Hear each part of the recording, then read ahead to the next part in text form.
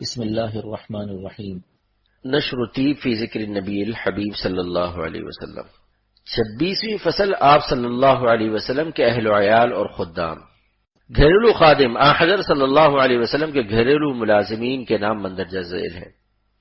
Number 1 حضرت انس رضی اللہ عنہ اکثر کام یہی انجام دیتے تھے۔ نمبر 2 حضرت عبداللہ ابن مسعود رضی اللہ عنہ جوتے اور مسواک کی خدمت ان کے سپرد تھی۔ نمبر 3 حضرت عقبہ بن عامر جوہنی رضی اللہ عنہ، یہ سفر میں آپ صلی اللہ علیہ وسلم کے خچر کے ساتھ رہتے تھے۔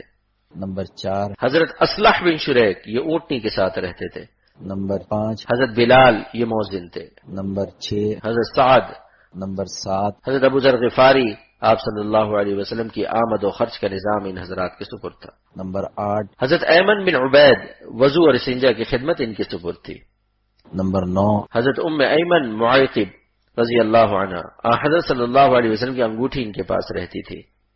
مؤذنین، حضرت صلی اللہ علیہ وسلم کے کل 4 مؤذن تھے۔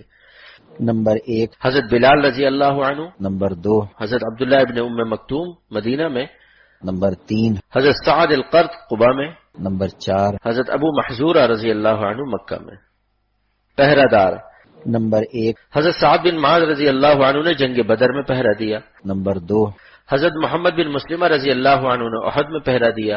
نمبر 3 حضرت زبیر نے جنگ خندق میں پہرہ دیا۔ نمبر 4 حضرت عباد بن بشر رضی اللہ عنہ نے بعض مواقع پر یہ خدمت انجام دی، لیکن جب یہ آیت کریمہ واللہ یعصمک من الناس، اللہ تعالیٰ خود لوگوں سے آپ کی حفاظت فرمائیں گے، نازل ہوئی تو آپ صلی اللہ علیہ وسلم نے پہرہ بند فرما دیا۔ اللہ تعالی ہم سب کو رسول کریم صلی اللہ علیہ وسلم کی اتباع اور محبت کاملہ نصیب فرمائے، آمین۔